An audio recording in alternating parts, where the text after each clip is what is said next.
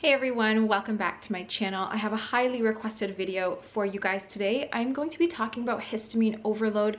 I'm going to share some of the signs and symptoms, what might cause it, some foods to avoid, and some supplements or nutrients to consume to help. So just before I jump into the video, I want to quickly explain histamine overload is when you have too much histamine circulating your bloodstream, which is causing inflammation in your body. And if you already have things like psoriasis, you already have eczema, you have certain inflammatory conditions already, an excess of histamine in your bloodstream is going to aggravate it and make it that much worse and just that much more painful. So some of the signs and symptoms that you can look for when you have, or you might notice when you have histamine overload, or some people call it histamine intolerance, which I don't think is as good of a definition, but some signs and symptoms you might have are going to be your typical like nasal congestion and hives, itching, rashes, flushing, swelling and sneezing. Those are all main symptoms that you can look for. Those are going to be the typical ones that you would experience if you say had an allergy to pollen or some type of seasonal allergy, or if you just feel like itching on your skin a lot, things like that. Those are big signs of a lot of histamine in your blood, because like I did say, histamine does cause or create inflammation, and when there's inflammation, there's usually heat, there's swelling, there's redness. When there's swelling, you're going to get a lot of that mucusy secretions and stuff like that. So those are stuff to look out for. Something else too that is a little bit harder to pinpoint for histamine, some signs and symptoms that are hard to pinpoint for histamine because they can be caused by other things, would be PMS, anxiety, extreme fatigue, insomnia, vertigo, high blood pressure. But like I said, those are harder to pinpoint on histamine because those can be caused by adrenal dysfunction or thyroid dysfunction, things like that. So it is a little bit harder to pinpoint those ones. But like I said, the main symptoms to look out for or that you might experience are going to be that nasal congestion, hives, redness, swelling, hot flashes, things like that. So I have a sheet here just to keep me on track because I want to keep this video concise. So why do you have too much histamine? Why would one have too much histamine? There's a bunch of reasons. The main one could be leaky gut. So you're just consuming a lot of foods and toxins and things like that that are entering your bloodstream because of leaky gut, and it's causing that histamine to be released and that inflammation. Another thing would be allergies. So allergies is the main thing that creates that histamine response. If you consume something, touch something, inhale something, so whether it's pollen or toxic chemicals, or you eat a food that your body is allergic to or doesn't like, it right away creates that histamine, so that inflammation occurs and your body can go into attack mode. So allergies are one of the main causes. You're also going to have chronic infection. Those can definitely cause histamine release. If you have parasites, if you have candida and they're in your body for a long period of time, that causes histamine. Chemical toxins or trauma that enter your body, a lack of enzymes to get rid of the excess histamine in the body could be an issue. There's something called histodelia, or a histodelic person, which is where a person already naturally has high histamine levels in the body. That could be a cause. So I'm not going to go into too much detail in this video on what histodelia is, but a lot of the population has it or are histodelic. I am one. Some major signs and symptoms you can look out for would be a lot of saliva in the mouth, having no cavities, even though you not necessarily ate really well back in the day. Like I ate so much sugar and still never had any cavities. So like a lot of saliva, because saliva is alkaline, so it does prevent the cavities from forming. So that's the main one. Anxiety. There's a lot of signs and symptoms you can Google, but if you are histodelic or have histodelia or whatever, that is another reason why you might have too much histamine already in your body.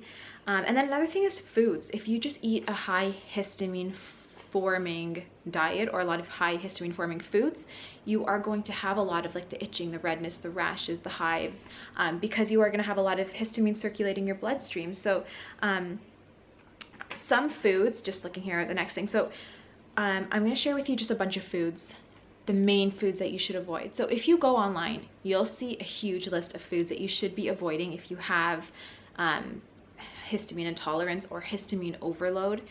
The list is way too long, and I don't think it's sustainable for most people. I don't think it's accurate to ask most people to like not eat things like avocados, for example. If you cut out all the you know, the histamine forming foods, you're going to be left with pretty much nothing to eat. So in my opinion, I think and I like to avoid the top histamine forming foods, and I still eat them, just not in excess.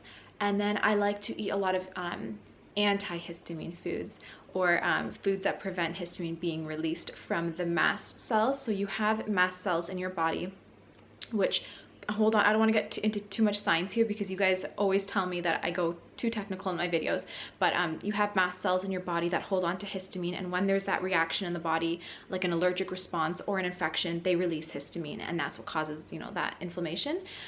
So if you eat foods that are high in bioflavonoids, which I will give you a small list, when you eat these foods, it kind of prevents the mast cells from releasing histamine like crazy. So that's kind of what we're trying to do. We're trying to prevent histamine release. So that's what I like to do. I avoid the main histamine forming foods. I eat a lot of antihistamine foods that support the mast cells, and that's pretty good. I include a couple like antioxidant supplements, which I'll share with you in a minute as well.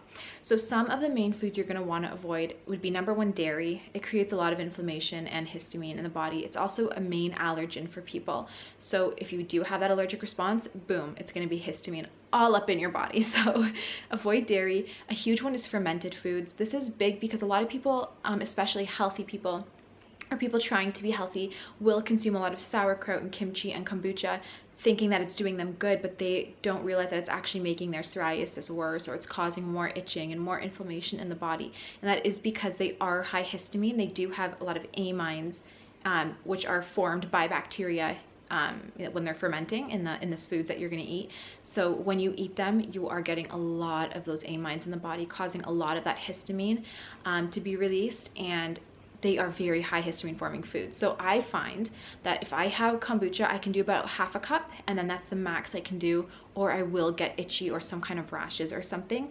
The same goes for sauerkraut and stuff. I find sauerkraut's the worst for me. I eat it, but out of all of the fermented foods, sauerkraut's the worst. I find I do a little bit better with fermented carrots, and fermented beets are okay, but I never can let my things ferment for, you know, weeks, because then if I do try to eat them, I will get a reaction. So everyone is different, but I usually say avoid fermented foods, or at least don't overconsume. So don't go crazy on the kombucha and stuff like that. Eggs are a very high histamine forming food. I do eat eggs, but I eat them in moderation. I eat maybe a total of 2 a week, sometimes none a week. And I also don't eat them like just straight up. Usually they're in a baked good or something. There are days where I crave eggs and I will eat it, and then, you know, I'm okay, but I just don't overdo it.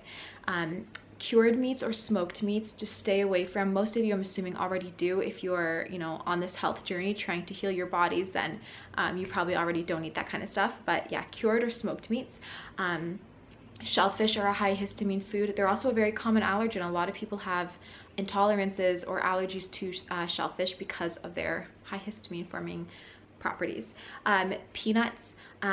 Meat in general is high histamine forming, but specifically red meat. So if you have psoriasis, I always say eat more plant-based with just small portions of animal products. So try to do that if you have some type of autoimmune, but also if you are to eat meat, stick to more like the chicken and turkey and stay more away from red meat specifically. Orange citrus, they say, is a high histamine forming, but what they also don't mention, it's very it's like a contraindicative kind of type of food, because they don't mention that citrus is also high in vitamin C, which is antihistamine, so it kind of balances out. So I say, you know, lemon is fantastic. Consume lemon. Lime, grapefruit, that's so good for cleansing the liver. If you are to avoid any citrus, avoid orange. That's usually the more aggravating one. So yeah, if you're gonna avoid any citrus, avoid orange, but definitely consume lemon, especially hot lemon water and stuff. It should be really good.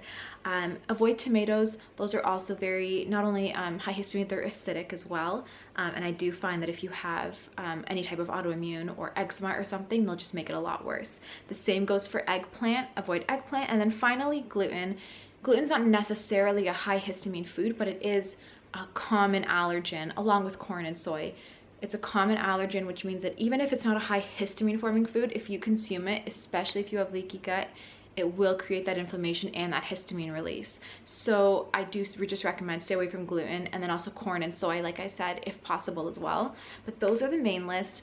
When it comes to avocados and like the rest of the foods that people say to avoid, don't avoid them. Enjoy them, consume them, and then what you want to focus on is consuming a lot of bioflavonoids. So for example, things like pomegranate, beets, spinach, apples, even like the orange pith or like the lemon pith. So if you like open up the lemon, usually you just eat like the flesh, you kind of throw out the white part. The white part is the best part, and it's the highest in flavonoids. So those are the kind of things you want to consume. You could throw them in a smoothie, you can, you know, just do whatever you want. But if you eat those foods, those are going to prevent, like I said, the mast cells from releasing histamine. They're going to kind of slow that histamine release, which is what we want. And it's going to balance out those, you know, the histamine you do get from certain foods that you're consuming. So in terms of some like nutrients specifically you want to get into your diet, there's a few. Vitamin C, I take it like crazy. I usually do about 2,000 milligrams a day, but when I had psoriasis and all that back in the day, I was doing about 5,000. Sometimes I did 10,000 milligrams. So it's so good for your immune system, and it really helps reduce inflammation. So vitamin C is crucial. Also quercetin, I don't know how to say that, quercetin or something. Quercetin, some people say, so, but I say quercetin. That is a fantastic and amazing and probably the best antihistamine you could get naturally. You can buy it in supplement form from any health food store. You can get it online. So it's fantastic. And then finally, rutin. It's something that's actually really high in buckwheat. You can buy the supplement on its own, but if you just consume buckwheat, that is fantastic. You guys know that buckwheat's the main grain that we eat in terms of bread and baking, just because it's the one of the few flours that when I had psoriasis that I could actually eat without getting my rash spread. So now I eat, you know, most everything except gluten, but when I did have psoriasis, buckwheat was fantastic, and it was actually very soothing for my psoriasis because of its, you know, high rutin content and antihistamine effects. So that's what I have to share with you for this video. That's pretty much all I had. There are a lot more things you can go into in terms of histamine intolerance or overload. A lot of times people will get blood work done. There's just so many ways to test if you have it. There are so many things to do if you have it.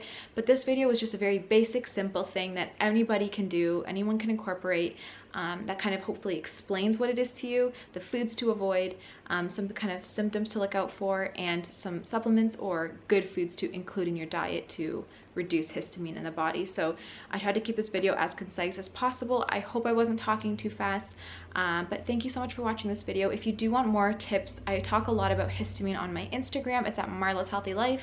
If you do want to check it out, it's in the description box below. So thank you so much for watching. I love you all, and I'll see you in my next video. Bye.